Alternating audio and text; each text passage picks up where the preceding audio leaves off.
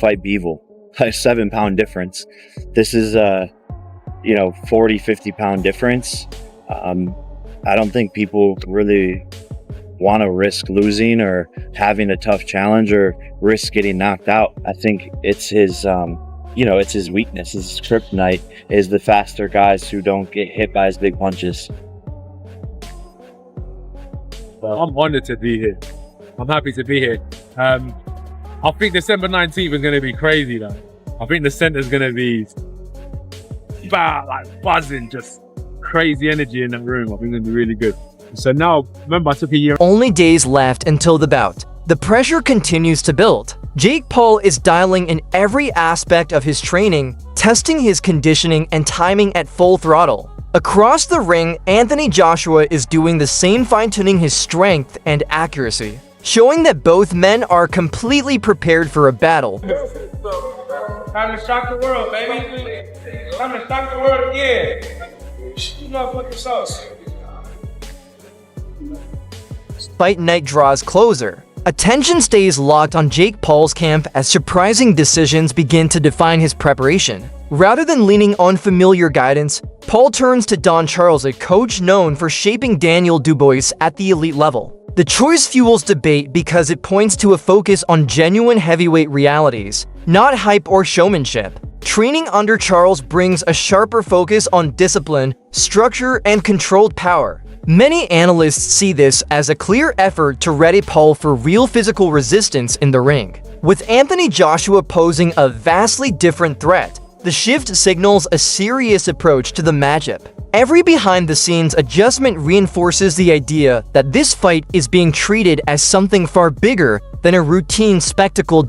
As fight night draws closer, attention stays locked on Jake Paul's camp as surprising decisions begin to define his preparation. Rather than leaning on familiar guidance, Paul turns to Don Charles, a coach known for shaping Daniel Dubois at the elite level. The choice fuels debate because it points to a focus on genuine heavyweight realities, not hype or showmanship. Training under Charles brings a sharper focus on discipline, structure, and controlled power. Many analysts see this as a clear effort to ready Paul for real physical resistance in the ring. With Anthony Joshua posing a vastly different threat, the shift signals a serious approach to the matchup. Every behind-the-scenes adjustment reinforces the idea that this fight is being treated as something far bigger than a routine spectacle. Josh Taylor as well. So that would be a guy that's potentially being brought in to work with Jake, but I don't know that Ben Davidson would do that. I don't know if just as AJ leaves to go train with, and this is why I say Ben Davidson, AJ has left to go and train with Usyk's team. Left Ben Davidson, go train with Usyk's team. I don't know, because their relationship is so good, I don't know that Ben Davidson would just turncoat on AJ and help somebody prepare for him. Don't think that would happen, unless it was like a Tyson Fury who he already had a relationship with. So that leaves another individual. That leaves Mr. Don Charles. Don Charles, British boxing trainer, known for coaching Derek Chisora, but also known for coaching one Daniel Dubois, who just so happened, as you see here in this little very small picture down on the right side here, just so happened to, as of earlier this year, absolutely chin and stop AJ in dramatic, epic fashion in AJ's triumphant return after AJ stopped Francis Ngannou and had all his confidence back and was fighting for a world title, and Daniel Dubois said, "No, sir, not tonight." If this is true, it makes things very interesting. Don Charles was in a pretty much chaotic camp. If you guys remember with Daniel Dubois, it was like Daniel Dubois' dad was also kind of training him, which was an issue with Shane McGuigan when he was there, and then Don Charles came in and it was chaos in the corner, and Don was trying to coach and couldn't really do it, and a lot of people thought that Don didn't get his fair shake when it came to Daniel Dubois and got a lot of the blame for Dubois losing to Usyk just a couple of months ago. But he is a very good trainer and a guy that just worked on a game plan to beat Anthony Joshua. Now again, Daniel Dubois is also 6'4" and 250 pounds with a crazy reach. So you can't teach Jake Paul that. What will Don Charles teach to Jake if that's the guy? Anthony Joshua's training camp is all about intensity and discipline. Every workout targets strength, speed, and precision, refining his technique while boosting endurance and power. He meticulously studies opponents' habits, practices combinations without pause, and perfects his timing. This camp showcases Joshua's dedication to peak performance. ensuring he steps into the ring fully prepared and mentally sharp. And this is true that AJ has gone out to train with Alexander Usyk's team. So I don't know if that means Alexander Usyk per se, but Alexander Usyk's team. I have no issues with that at all. Some people might sort of throw out the phrase, if you can't beat them, join them. AJ's always kind of done that. A lot of fighters do this as well, by the way, but when it's AJ, it's big noise. A lot of fighters go to camps and spend a couple of weeks in a camp. Like, most fighters do it, in fact. They'll go to a camp, spend a couple of weeks, Obviously, it looks a bit different because AJ Usyk, but most fighters do that. I mean, there's no problem sort of soaking up knowledge and seeing how people do things. Like, why would you not want to see how one of the greatest heavyweights in the world trains and what he's doing over there? You'd want to see it. I don't know if it means AJ's going to jump ship and be trained by Alexander Usyk's team. I doubt that very much. But Ariel Helwani offers insight into a rare moment in Jake Paul's career. He highlights that Paul is venturing into entirely new territory by taking on someone with Anthony Joshua's size and presence. Previously, Paul's opponents have either been similar in build or noticeably smaller, and many came from non-traditional boxing backgrounds. Helwani notes that this jump in scale affects everything from strategy to stamina. Differences in reach, strength, and overall mass create challenges Paul has never faced before. In Helwani's view, this isn't just a typical career step, it's a significant escalation that changes expectations for the fight. Are 1/10 of what this man is as a fighter. His opponent in this fight, I don't know what your opinion is on this, but I am genuinely curious, because even while I think a heavyweight has a chance in any fight, a puncher's chance, I don't think Jake Paul has anything for Anthony Joshua. Do you respect him for taking it? Yeah, you have to, because that's terrifying. Like that. Look, I understand that Jake Paul is ranked in cruiserweight, but there are weight classes for a reason, and this is a man that I thought was going to be the guy who knocked off Fury and Deontay Wilder, and a lot of people thought that. A lot of people thought he was going to be undisputed. Two-time unified heavyweight champion, Olympic gold medalist in 2012. His last fight was for the title against Daniel Dubois and got knocked out. That was his last fight. So it's not like he's washed up. It's not like he's fighting bums and all that stuff. Yeah, it's a crazy thing.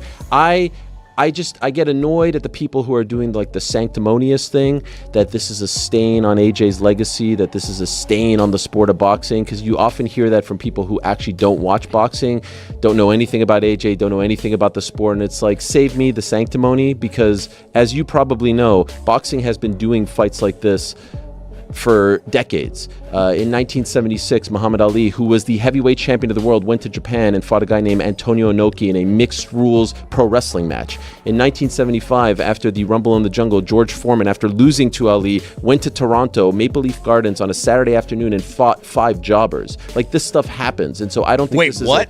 Yeah, he fought 5 people on the same day. Do you know what that means? It's a term from pro wrestling. Boxing analyst Dan Rafael has noted a clear evolution in Jake Paul since his fight with Tommy Fury. Rafael points out that Paul's technique is now more polished, with smoother footwork, improved defensive awareness, and sharper combinations. His stamina has also progressed, letting him sustain intensity across longer rounds. Beyond physical improvements, Paul's ring IQ has grown. He now better understands timing, distance, and when to apply pressure or conserve energy. This shows he's moving beyond relying solely on raw athleticism and power, adopting a more strategic approach. Analysts like Rafael see this growth as key, especially against bigger, more experienced opponents. Overall, Paul's training and in-ring adjustments suggest he's becoming a more complete fighter, ready for serious challenges. Longer rounds without a significant drop-off.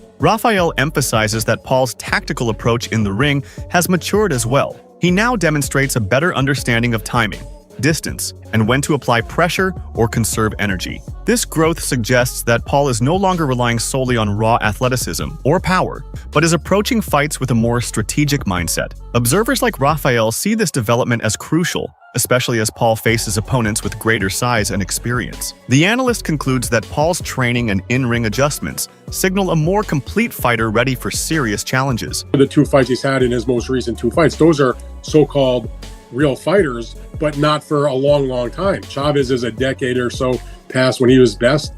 And Tyson had been retired 19 years and hadn't been, even when he was still an active fighter, hadn't been at his best over the last like decade of his career. So they were guys with big names, but not threats. And the other fighters that he's faced have been a collection of either non-combat athletes, MMA fighters who've decided to come into boxing or had very limited experience in boxing. And then, a couple of guys in boxing that didn't have a lot of experience who were boxers, but had been off, for a long time. A couple of guys you never heard of before he fought those guys, and those guys you'll never hear of again. Of course, the fight against Tommy Fury, which I know he lost, but it was like a split decision, as my recollection says, and it was awfully close. And for my perspective is, whatever you think about it, Jake Paul certainly has gotten better since he fought Tommy Fury. He's certainly gotten better over the last number of fights. Now, is he at an elite, world-class level? Probably not yet. He may never get to that level, but so you got to give him props. He's taken on a guy that I spend part of my morning talking to different boxing matchmakers, people I've known for decades in this business, who have vast experience of building fighters and moving fighters and developing them, and they know a lot better than you or me what they're looking at. And to a person, they were like, they don't understand why Jake took this fight, because they think it's, one person used the word of decapitation. So he's going to be a monstrous underdog against a massive puncher.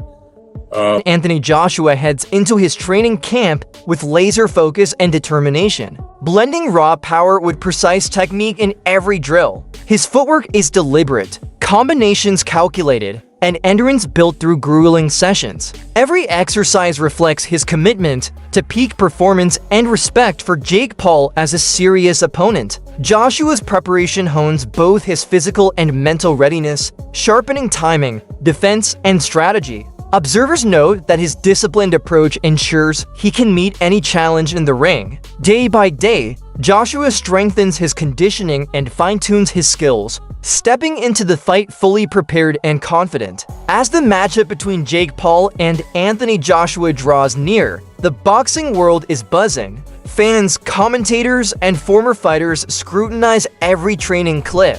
Sparring session. Don't look for nothing. Now step around him. Upper body. Keep a rhythm now. Keep a rhythm. Don't wait on him. Now you're waiting on him, mate. How do you feel?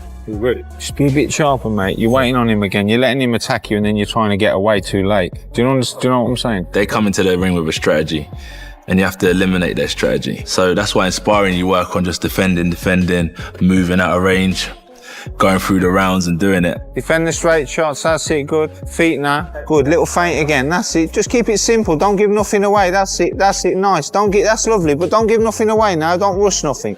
That's it, ease away.